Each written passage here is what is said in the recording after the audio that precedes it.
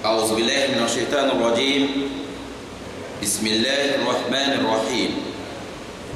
والصلاة والسلام على من أرسله الله رحمة للعالمين محمد بن عبد الله وعلى آله وصحبه ومن تبعهم بإحسان إلى يوم الدين. أما بعد، أحبتي في الله، السلام عليكم ورحمة الله وبركاته.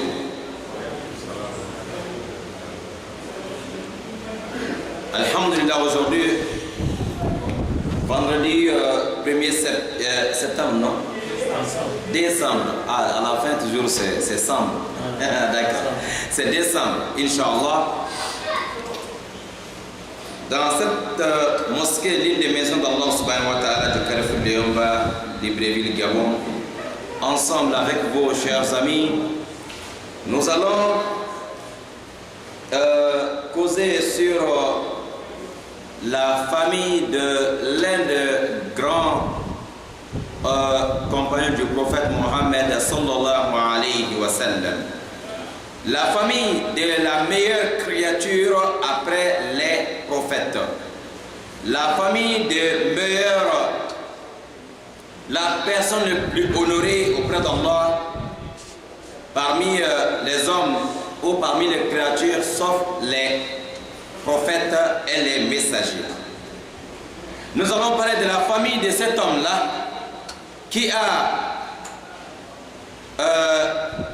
passé sa jeunesse avec le prophète Mohammed sallallahu alayhi wa sallam. Lui, premier homme qui a attesté l'attestation de la foi avec Mohammed sallallahu alayhi wa sallam. Cet homme-là, oui, qui a dirigé 17 prières obligatoires dans la mosquée de Médine avant le décès de Mohammed sallallahu alayhi wa sallam. Cet homme qui a dirigé alors les musulmans après le décès de Mohammed alayhi wa sallam 2 ans. Celui, le père de la personne le plus aimée auprès d'Allah, auprès du prophète Mohammed alayhi wa sallam, le père de l'une des épouses du prophète Mohammed sallallahu alayhi wa sallam. Qui est cet homme-là qui peut nous aider, qui peut avoir tous ces honneurs parmi les compagnons du prophète Mohammed alayhi salatu wa salam? Il n'y a qu'une seule personne, Abu Bakr Siddiq radiallahu ta'ala anhu. Abu Bakr, il a fait sa jeunesse avec Mohammed alayhi salatu wa salam. Le prophète était plus âgé que lui, 2 ans. Abu Bakr Siddiq, il s'appelait Abdul Uzza, serviteur de Uzza. Uzza, c'est l'un des grands saints, grands idoles de la Mecque à l'époque. Les gens appelaient Abdul Uzza. L'islam est venu, Rasoul change son nom. Le vrai nom de Abu Bakr Siddiq est, tu peux nous aider? Le nom même d'Abu Bakr Siddiq. Abu Bakr Siddiq s'appelle Abdullah. C'est ça son nom. Abu Bakr Siddiq, son nom c'est Abdullahi. Le nom que son père avait donné c'est Abdul Uzza, serviteur de Uzza. Le prophète Mohammed a dit non, c'est pas ça, c'est serviteur d'Allah. Abdullah. Ok? Abdullah, son père Abu Quhafa, le vrai nom d'Abu Quhafa c'est Othman. Le père d'Abu Bakr Siddiq, il s'appelle Othman, mais pas Othman bin Affan. Othman bi'iznillah. Il était surnommé Abu Quhafa. Nous, ce n'est pas la vie d'Abu Bakr aujourd'hui en tant que tel que nous allons parler, parce que nous reste seulement peut-être, nous avons peut-être quelques minutes seulement ensemble. Aujourd'hui, c'est sur la famille d'Abu Bakr Siddiq. S'il faut parler de sa famille, c'est-à-dire ses enfants. Et il a combien d'enfants et les femmes?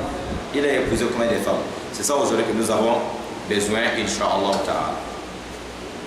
Abu Bakr Siddiq, il a gagné 6 enfants.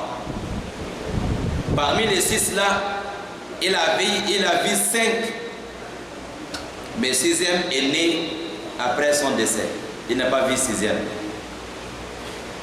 Abu Bakr Siddiq, parmi ses enfants, il y a 3 garçons. 3 garçons et 3 garçons. Voilà, en tout ça fait 6. S'il y a 3 garçons, ça veut dire qu'il y a aussi 3 filles. Taï. Voilà. Maintenant, avant d'arrêter là-bas, ensemble, on va faire comme le prophète alayhi faisait avec les Sahaba parfois. C'est-à-dire, il ne prêchait pas parfois pour prêcher, mais c'est pour éduquer. C'est-à-dire pour ne pas oublier les leçons qu'il veut donner aux Sahaba. Il pose des questions. Voilà. Parmi nous ici, qui peut nous donner, je veux que chacun donne, parmi les noms des enfants d'Abu Bakr Siddiq, j'ai besoin que chacun nous donne un seulement. Un. Qui peut nous aider? Parmi les 6 enfants là, qui peut nous donner le nom d'une seule personne? Oui, monsieur, derrière là-bas, avec le Coran à main, tafadal. Aïcha bint Abu Bakr Siddiq radhiyallahu anha ou anima. Aïcha, oui, elle est parmi les enfants d'Abu Bakr Siddiq. Qu'Allah soit satisfait de Aïcha et son père Abu Bakr Siddiq et les autres Sahaba. Nam, qui peut nous donner encore? Ça fait déjà 1 moins 6. Aïcha, la fille d'Abu Bakr Siddiq. Et les autres? Ou bien nous tous, on va dire Aïcha une bonne fois, ou bien bon, on prend ensemble Aïcha, vous tous vous avez gagné. Tout le monde a gagné. Non de 1 sur 6. Bon, on va vous donner combien de points maintenant? C'est combien sur 20 alors? Hein? Ah, mais vous voulez tricher. 10 sur 10 sur 20, pourtant vous avez gagné seulement 1. Ah, d'accord. Bon, aujourd'hui, donc, on va pitcher des mots. Il y a une maman qui veut ajouter. T'as fait dans le moment. Fatima. Ah, maman Fatima. Oui, on va donner quand même 5 sur 10 à maman. Oui, pardon? Rokaya. Fatima et Rokaya, ce sont des enfants du prophète Mohammed alayhi salam. Maman a beaucoup fait des efforts. Elle ne doit pas y retourner comme ça avec la main vide, n'est-ce pas? 5 sur 10. Barakallahu fik. Voilà. Vous voyez, les enfants d'Abu Bakr Siddiq. Abu Bakr, on a dit, il a 3 garçons et 3 filles. C'est bon? On est en train d'enregistrer dans la mémoire. Dans nos mémoires à la tête, n'est-ce pas? Parmi les 6 enfants, il y a aussi combien de femmes? Donc, on va aller maintenant. Nombre de femmes qu'Abu Bakr Siddiq a épousé. Il a épousé 4 femmes. 4 femmes. Abu Bakr avait 4 femmes et 6 enfants. Parmi les 6, 3 garçons et 3 filles. Alors, on va commencer. Parmi les femmes qu'Abu Bakr Siddiq a épousé, Qatila, il avait une femme qui s'appelait Qatila. Qatila, c'est elle, la mère de son fils Abdullahi et sa fille Asma'u. Qatila a fait 2 enfants, Abdullahi et sa sœur Asma. On entend parfois la grand-sœur de Aïcha s'appelait Asma. Mais Asma et Aïcha, ce n'est pas les mêmes mères. Asma, la grand-sœur de Aïcha, des pères, mais pas des mères. On est d'accord? Asma, de la mère, elle a un seul frère qui s'appelait Abdullah. Leur maman s'appelait Qatila. Abdullah là, vous connaissez déjà l'histoire de lorsque Rasoul est parti à Taïfa, aller prêcher les gens là-bas. Et finalement, c'est lance de pierre pour lui répondre. On a envoyé les fous et les enfants pour lui lancer des pierres et à gauche à droite. Donc, voyage de Taïfa, Abdullah, il était avec Mohammed alayhi salatu wassalam. Abdullah, fils d'Abu Bakr as-Siddiq. Ce qui veut dire, Abdullah, il a accepté l'islam depuis au départ. Hein? Abdullah, il a accepté l'islam avant l'immigration à Médine. Et sa sœur Asma'u, c'est elle qui venait avec la nourriture dans la grotte pour donner à son père, à Bakr et à Rasoul, le jour que Rasoul voulait quitter la ville de Makkah. Ils ont fait 3 jours dans la grotte, n'est-ce pas? C'est Asma qui venait avec la nourriture là-bas. Ce qui veut dire Asma aussi a accepté l'islam depuis à la Mecque. Leur maman c'est Qatila. On est d'accord? Et nous allons Abu Bakr Siddiq aussi a épousé une autre femme qui s'appelait Roman. Elle aussi, elle était déjà dans un autre mariage avant le mariage d'Abu Bakr Siddiq. C'est pas Abu Bakr qui est son premier mari. Elle était dans un mariage, elle a fait des enfants là-bas. Elle a fait un enfant qui s'appelait Tufaïl. Tufaïl est le frère d'Aïcha. Mais pas des mêmes pères, mais des mêmes mères.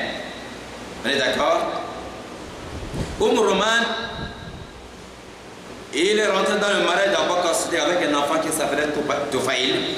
Le Tufaïl, Inch'Allah, lui, il a grandi dans la maison d'Abu Bakr Siddiq radiyallahu ta'ala anhum ajma'in. Mais Aïcha radiyallahu ta'ala anha avec un frère de même père, de même mère qui s'appelait Abdurrahman. Aïcha avait un frère, Abdurrahman, fils d'Abu Bakr Siddiq. Ce qui veut dire, Roman aussi a fait des enfants avec Abu Bakr Siddiq. Aïcha et son frère Abdurrahman. L'autre femme, Qatila, elle avait combien d'enfants? 2. Qui est qui? Hein? Abdullah et qui encore? Et Asma. Hein? Qatila, la femme d'Abu Bakr Siddiq, a fait des enfants, Abdullah et Asma, n'est-ce pas? L'autre femme, Roman, est rentrée dans le mariage d'Abu Bakr Siddiq avec un enfant, un garçon. Mais les enfants qu'elle a fait avec Abu Bakr Siddiq, c'est Aïcha et son frère Abdurrahman, n'est-ce pas? Abdurrahman. Mais Abdurrahman que vous voyez, lui n'a pas accepté l'islam. L'islam a fait 13 ans. À la Mecque, son père, Abu Bakr Siddiq, c'est lui le premier homme qui a attesté l'unicité d'Allah, mais son fils Abdurrahman a fait 13 ans, n'a pas accepté l'islam. Jusqu'à Abu Bakr Siddiq, quand les musulmans sont partis à Médine, première grande bataille entre les musulmans et les associateurs, les Quraysh, bataille de Badr. À ce jour-là, le fils d'Abu Bakr Siddiq, il était avec les mécréants. Les 1000 personnes qui sont venues combattre les musulmans, le fils d'Abu Bakr Siddiq, frère d'Aïcha, Abdurrahman, il était avec les associateurs. Subhanallah. Pendant qu'Abu Bakr, son père, ils sont avec les musulmans. Pendant que sa sœur Aïcha était déjà fiancée par le prophète Mohammed sallallahu alayhi wa sallam. Bien sûr, c'est après les batailles de Badr qu'Aïcha est rentrée dans la maison de Rasoul alayhi wa sallam. Mais avant les hijra, avant l'immigration, Aïcha était déjà fiancée depuis l'âge de 6 à 7 ans. Mais elle était chez sa famille. Mais arrivée à Médine, arrivée à l'âge de 9 ans, après la bataille de Badr, quelques mois seulement, Aïcha est rentrée dans la maison de Mohammed sallallahu alayhi wa sallam. Mais son frère Abdurrahman, il était avec les assassins, les Quraysh, les mouchriks, des marqueurs des jours de bataille, des Badr. Ce qui veut dire, même s'il avait trouvé son père à ces jours-là, il allait tuer son père. Ce qui veut dire, son père, Abu Bakr Siddiq, s'il était tombé en face de son fils allait partir. Ce qui veut dire, l'islam, devant la religion, on ne regarde plus la famille. On ne regarde plus ni sa mère, ni son frère, s'il s'agit de défendre la religion d'Allah subhanahu wa ta'ala. La ta'ata li makhloukin fi ma'asat al-khaliq. Ok? La religion avant père, avant mère. Ce qui veut dire, comme l'autre jour on disait, quand Rasoul dit alayhi salam, pour aimer Rasoul alayhi salam, il faut aimer Mohammed plus que ton père, plus que ta mère, plus que tout ce que Dieu a créé. C'est ça qui s'est passé. Abu Bakr n'a pas dit, Rasoul, il faut qu'on fasse doucement, il y a mon fils parmi les assassins. Hein? Omar ibn Khattab, il a fait face à face avec son oncle à ces jours-là. Ok? Rasoul alayhi salam, sa fille Zainabou, son mari, yani Abu al-As ibn Rabi'a, lui il était parmi les associateurs à ces jours-là. Il cherchait à combattre alors son beau-père. Pendant que sa femme à la maison là-bas, en train de prier pour son père et pour son mari à la fois. Zainabou, elle a peur, mon mari est sur le champ de bataille. Elle a peur aussi, mon père est sur le champ de bataille. Subhanallah. Yani Abu al-As ibn Rabi'a, en train de combattre Mohammed, le père de sa femme. Et pourtant, cet homme-là a beaucoup aimé la fille de Rasoul alayhi salam. Mais, ils sont, à cause de la religion, alors, ils cherchent à combattre Mohammed alayhi salam. Mais il est tombé dans le piège. Vous savez, les musulmans, nous avons alors capturé 70 parmi les associateurs, 70 prisonniers de guerre. On a attrapé 70 personnes, on les a attachés correctement. Parmi ceux-là qu'on a attachés, il y a beau-fils de Mohammed parmi eux, Abu al-As ibn Rabi'a, le mari de Zainab. Mais le fils d'Abu Bakr Siddiq, il a eu la chance, il n'a pas été tué, encore, il n'a pas été aussi capturé vivant. Mais après ça, il s'est converti et il est rentré dans l'islam. Comme le mari de Zainabou, beau-fils de Rasoul, après ça, lui aussi, quelques années plus tard, lui aussi s'est converti, il est rentré dans l'islam. Ok? Comme le temps ne nous permet plus de rentrer dans tout ça, Inch'Allah. Nous avons cité 4 enfants d'Abu Bakr Siddiq, n'est-ce pas? Et deux femmes. Hein? On a parlé Abdullah et sa sœur, Asma, leur maman c'est qui? Qatila. On a parlé de Aïchatou, et son frère Abdurrahman, leur maman c'est Ummu Roman. On est d'accord? Abu Bakr Siddiq a épousé encore une autre femme. Une autre femme, Habiba. Il a épousé Habiba. Et les Habiba qu'il a épousé, radiallahu ta'ala anhum ajma'in,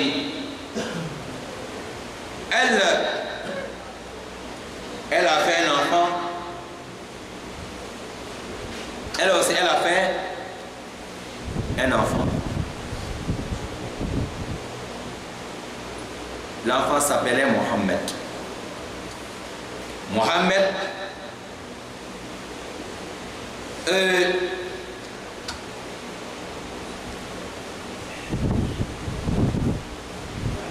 troisième femme d'Abu Bakr Siddiq, Habiba, et quatrième c'est Asma bint Umays. Non. Asma bint Umays et Habiba. Voilà deux autres femmes. Excusez-moi. C'est Asma bint Umays. C'est elle qui a fait un enfant qui s'appelait Mohammed. C'est pas Habiba. Habiba, ça c'est la dernière femme. C'est Asma d'abord. Asma, c'est elle qui a fait Mohammed.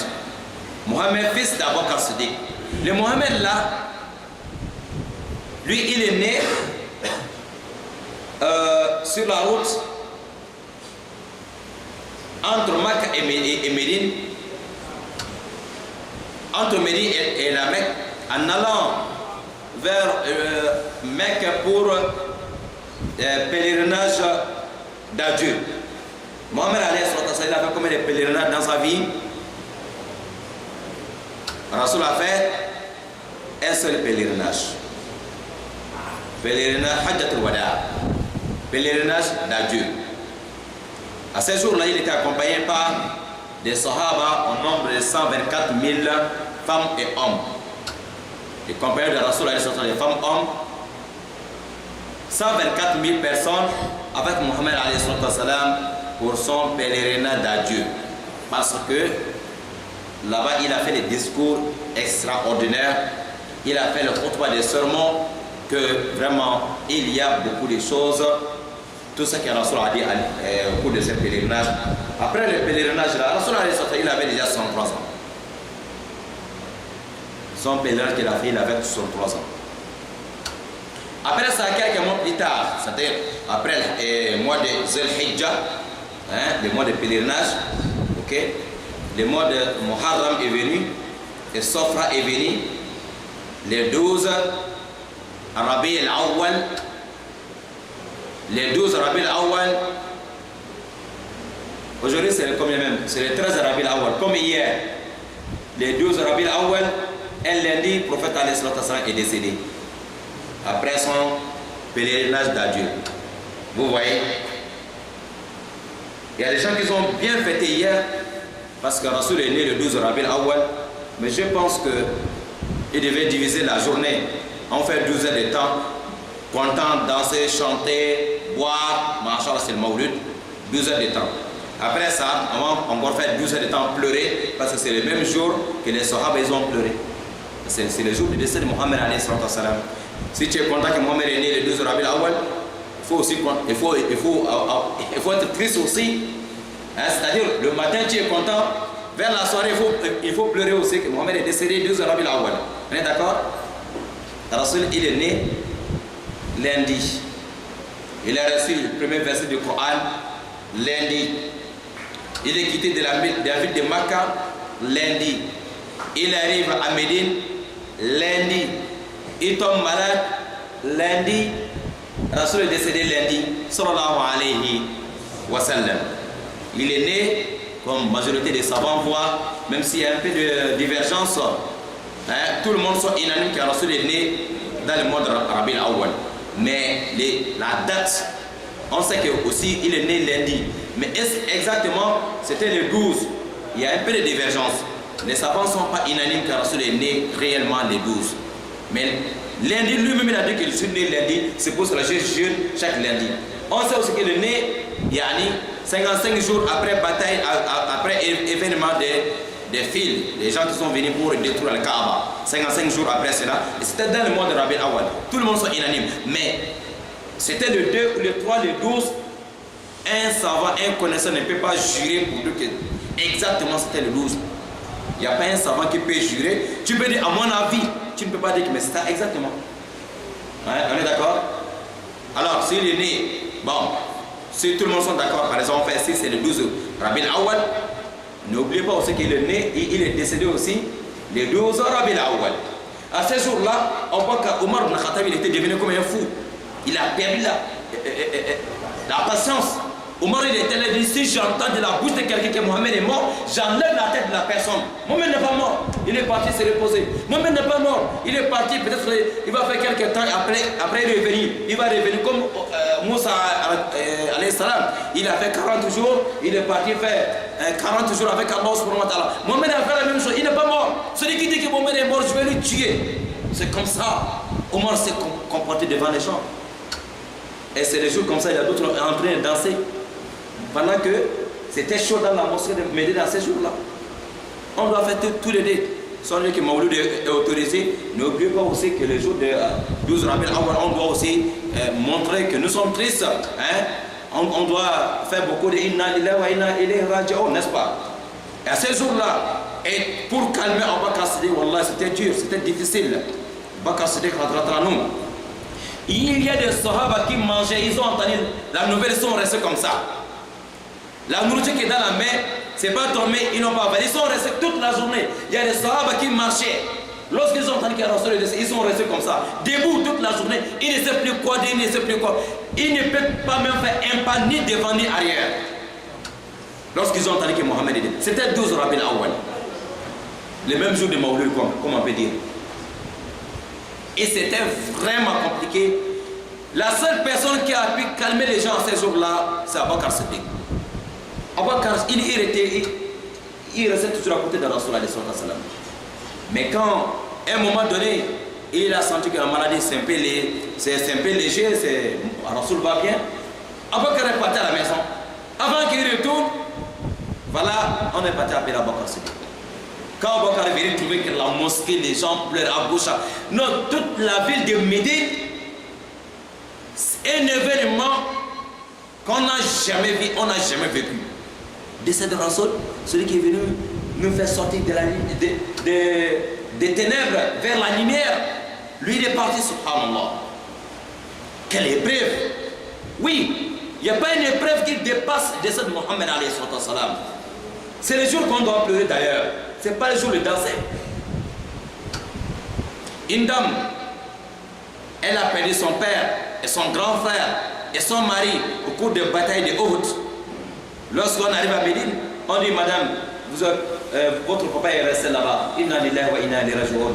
Elle regarde, elle ne voit pas son mari, on dit Inna lillahi wa inna ilayhi raji'un. Elle regarde, il n'y a pas son frère, on dit Inna lillahi wa inna ilayhi raji'un. Tout le monde était dépassé, comment la femme elle va supporter ça. Mais l'amour de Mohammed alayhi salam dépasse pour son mari, son père, son frère. Elle dit, Mohammed, est-ce que lui il va bien? On dit Mohammed, il n'a pas de problème. Même s'il était blessé avec 35 coups de machette, Mohammed alayhi salam. 35 coups, il a reçu 35 coups le jour de la bataille de Uhud. La dame, elle vient trouver Mohammed alayhi salam au milieu des Sahaba. Elle dit,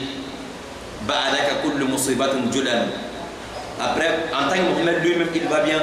Alors tous les épreuves, alors c'est petit. C'est Mohammed, le départ de Mohammed, c'est ça le plus grand épreuve sur un musulman, un croyant d'ailleurs, celui qui croit en Allah et au jour de Juma dernier. Celui qui aime Mohammed réellement, décès de Mohammed, c'est le plus grand alors épreuve sur la vie d'un croyant. Oui, c'est ça l'histoire de l'islam. Rasul alayhi salam, Abu Bakr Siddiq, il est venu trouver les Sahaba. Tout le monde en train de faire les gens sont dépassés. Pendant que Abu Bakr, Omar, il est là, en train de crier. Si j'entends encore de la bouche de Mohammed, de quelqu'un que Mohammed est décédé, la personne va voir avec moi. Tout le monde connaissait qui est Omar, il était capable. Mais est-ce que Omar, il était méchant? Est-ce que Omar, il avait un problème avec quelqu'un? Non, parce que cette épreuve, Omar n'arrivait pas à supporter. L'amour de Mohammed qui était dans son cœur. Abu Bakr est parti regarder Mohammed alayhi salam. Il a traversé la mosquée. Allez voir Mohammed. Il trouve que c'est ça. Abu Bakr, il a embrassé Rasulullah alayhi salam. Inna lillahi wa inna ilayhi raji'un. C'était le 12 Rabiul Awwal, le jour qu'on appelle le Maouloud. C'est le même jour de Wafat Rasul.